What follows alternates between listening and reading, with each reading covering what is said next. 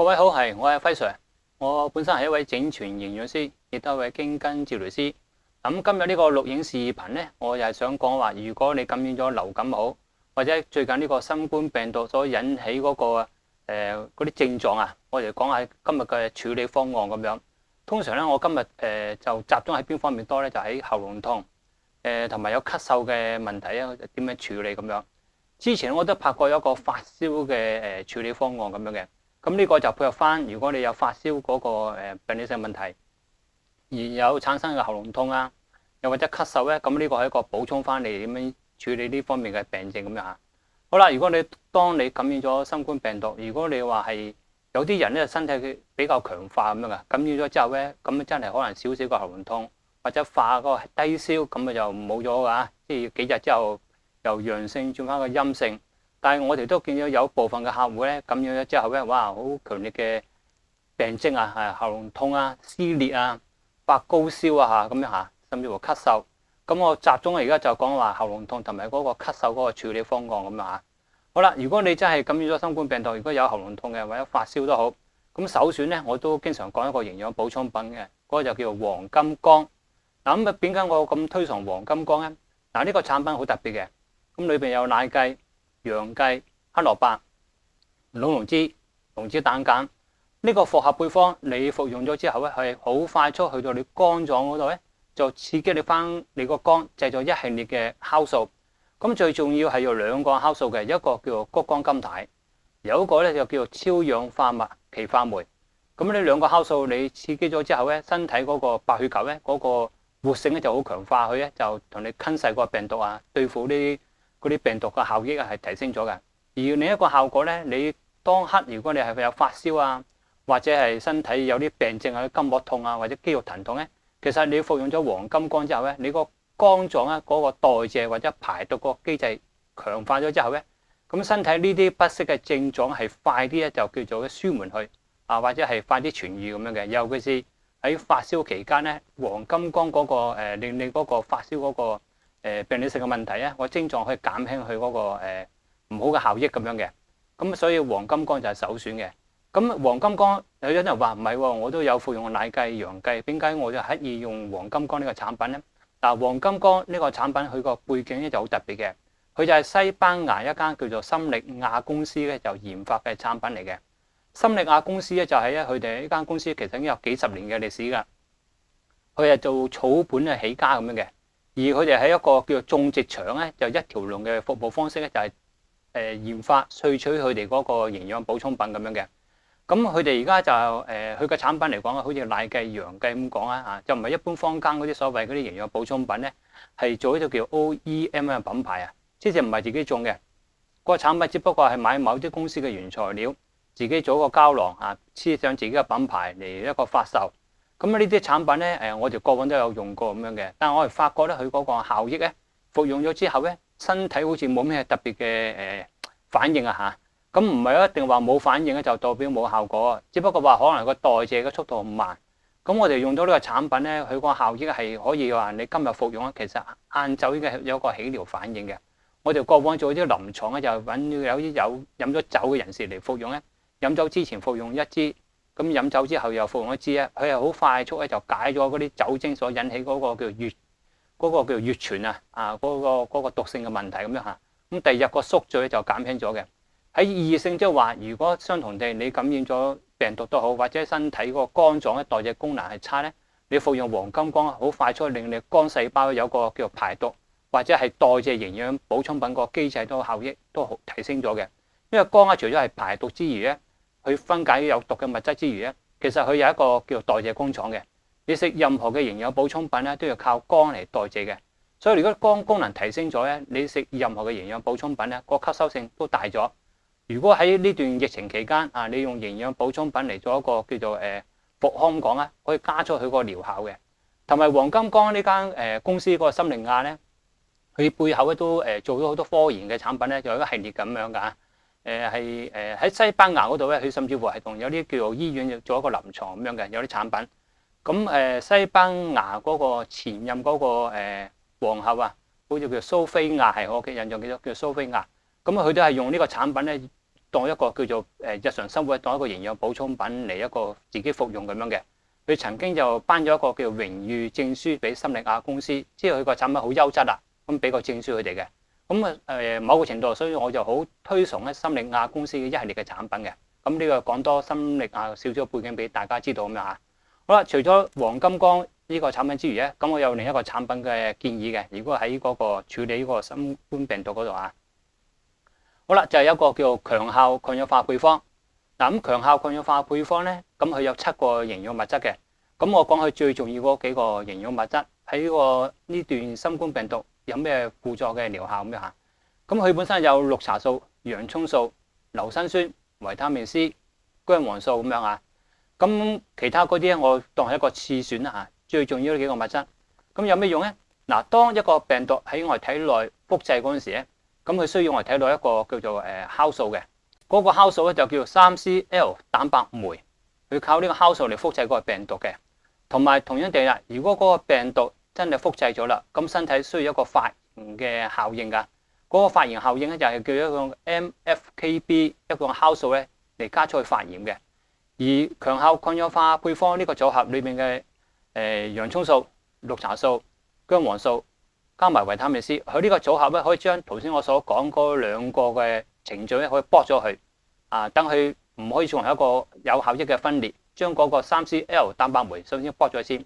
而發炎嗰個機制 MFKB 嗰個酵素又係剝咗佢，所以咧令身體如果你感染咗病毒之後咧冇容易複製，又冇咁容易產生一個發炎嘅反應，咁呢個係一個主力嘅配方嘅。咁喺我哋過往而家呢段日子咧，我哋都發覺有用呢個營養補充品加黃金光，只有呢2個產品咋。如果你身體未去到一個高燒，只不過係一個唔舒服，有少少喉嚨痛啊，或者低燒一下，咁佢差唔多我哋見有幾個 case 啊，好快速係4日到一下，由一個陽性轉翻個陰性，好快脆咁樣嘅。咁呢2個主力配方咁樣嚇。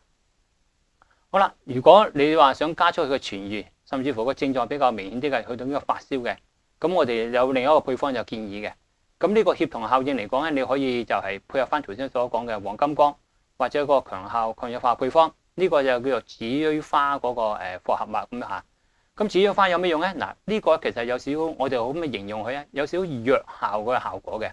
嗱，一般嘅營養補充品咧，你食咗之後咧，可能話要食1-2日後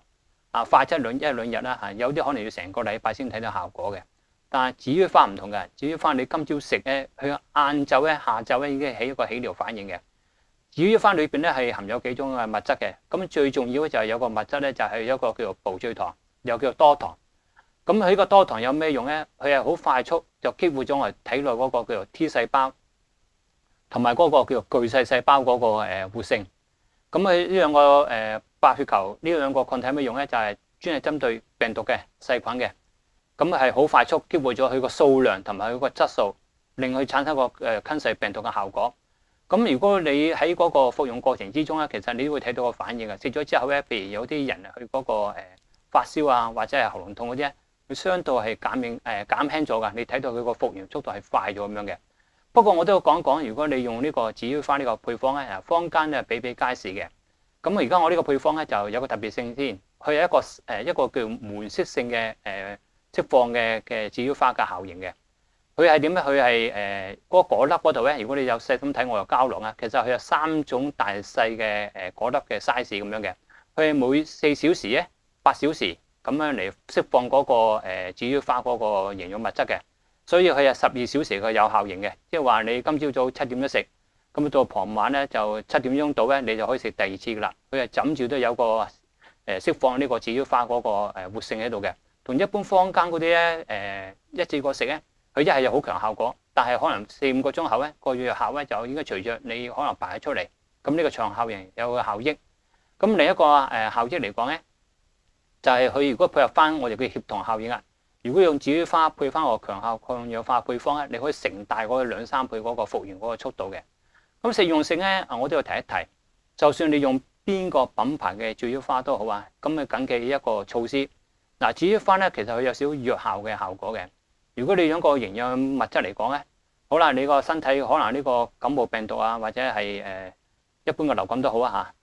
嚇。你身體可能係比較復原慢啲啦。你食緊嘅紫鋳花，充其量咧你最多都係食14日咧，就要唞一唞咁樣嘅。我咁樣建議俾你咁樣。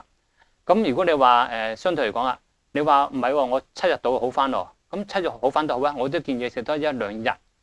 咁咪去到9日到，咁啊停一停。嗱，點解咁做咧？嗱，因為你如果長期依賴紫鋳花咧，佢其實有少少藥效嘅效果咧，佢真係叫你白血球做嘢嘅。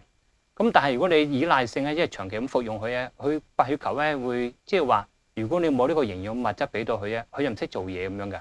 咁所以用紫鋳花咧，我哋要懂得用佢，又唔好依賴性，而且唔係一個保健品嚟嘅。你係有事先至需要食用，冇事咧就唔好食啦。同埋去到最多你去到服用到2個星期，如果個病症都未好翻咧，咁啊去到7、8成都好啊嚇。你都要唞一唞下，唞去幾多係7日到，唞7日之後再食翻去，咁啊個療效就好啲，而且又唔會有依賴性咁樣嚇。調翻又講啦，譬如話，如果我食到嗰個紫鋳花，我第4天服咗第4天已經好翻晒喎，咁嗰啲症狀冇晒喎，咁我建議你咧就食多2日到。咁啊，點解要食多2日到咧？你個症狀冇晒，唔係代表個病毒清咗㗎。咁食多2日之後咧，等白血球咧激活佢，再做下嘢，將嗰啲殘餘嗰啲病毒咧就殺清佢，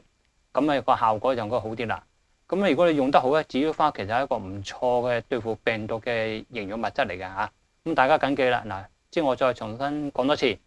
紫鋳花充其量去到第14天要唞唞。咁如果你個一般唔係嚴重嘅病症，你食到3、4日都好，或者4、5日都好，已經痊癒咗啦，感覺係冇咩症狀嘅，咁你食多2日就夠噶啦。咁啊打身體嗰啲叫做死症種嚇，我咁樣形容一下。咁而且某個程度都要提一提咧，紫鋳花咧，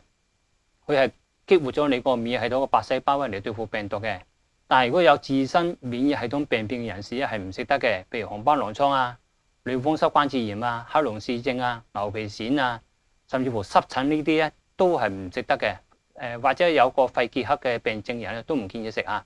即係尤其是免疫系統病變咧，一食咗之後咧，佢撩起你嗰個唔正常嗰個抗體都會出現咧，咁你個舊患咧就會復發噶啦嚇。咁呢個食紫鋳花個特性，咁啊提一提大家咁樣嚇。好啦，另一個營養補充品啦。嗱，呢個營養補充品咧就睇你所需咧，就需唔需要服用嘅。如果當事人咧，因為係嗰個流感好，或者一般傷風感冒都好，你去到已經有咳嗽嘅，咁呢個咳嗽甚至乎有痰液，有痰液之中咧係吸唔到出嚟嘅，即係佢要黏住個肺黏膜或者支氣管，時感覺有督痰喺度，攣極都攣唔到，或者攣極都好啊，咁啊咳到好多出嚟，但係仍然都有嘅，咁嘅建議服用一個叫做 MAC。個叫做乙酸半胱氨酸。嗱，呢個營養物質咧就好有用噶。其實佢就係半胱氨酸嗰個前驅物嚟嘅。如果你服用呢個 MAC 咧，佢其實咧就會形成一個叫做咧加埋一個叫做絲氨酸同埋蛋氨酸，就合成一個叫做半胱氨酸。咁半胱氨酸又係嗰個叫谷胱甘肽嘅前驅物嚟嘅。即係你如果服用呢個叫做MAC 乙酸半胱氨酸咧，某個程度咧就係叫做轉個彎嚟製造嗰個叫谷胱甘肽，身體呢個叫做抗氧化嘅物質。但係佢喺呢個 MAC 如果咁服用有咩效益咧？嗱，譬如如果有啲人咳嗽，頭先我所講啲痰液吸唔到出嚟啊，佢其實對呢啲咁嘅濃痰咧、卻痰啊幾有用咁樣㗎。咁佢點樣用咧？你服用咗之後咧，如果有啲痰液黐喺你個肺黏膜或者係嗰個支氣管咧，佢係好容易就將呢啲咁樣黏連嘅嘢就戒斷咗佢，等你容易咧就咳佢出嚟嘅。咁我哋有幾個 case 個案都好明顯㗎，佢服用咗之後咧，嗰啲痰咧原本好實好黏咁樣，成日黏住個喉嚨好痕咁樣嘅，佢服用咗之後係容易咳出嚟嘅。咁咳出嚟有咩好咧？因為如果啲痰液咧下下都黏住你個肺黏膜或者支氣管咧，咁身體嗰個我哋個黏膜組織嗰度都有嗰啲巨噬細胞或者 T 細胞㗎嘛，佢想推走咗呢啲咁嘅黏連嘅嘢咧，咁係點啊？佢又會分泌啲黏液出嚟喎，一個惡性循環咧。咁你個肺同埋個支氣管咧，個黏膜嗰度咧，經常都有啲膿液喺度，黏膜組織都分泌啲黏液喺度咧，令你經常都有痰液嘅。所以你能夠吸到啲痰出嚟咧，你個預後都好好多咁樣嘅。咁我就話，如果你當事人有啲痰液好似吸唔到咧，經常有痰咧，你就可以用埋呢個叫 MAC 乙酸半胱氨酸。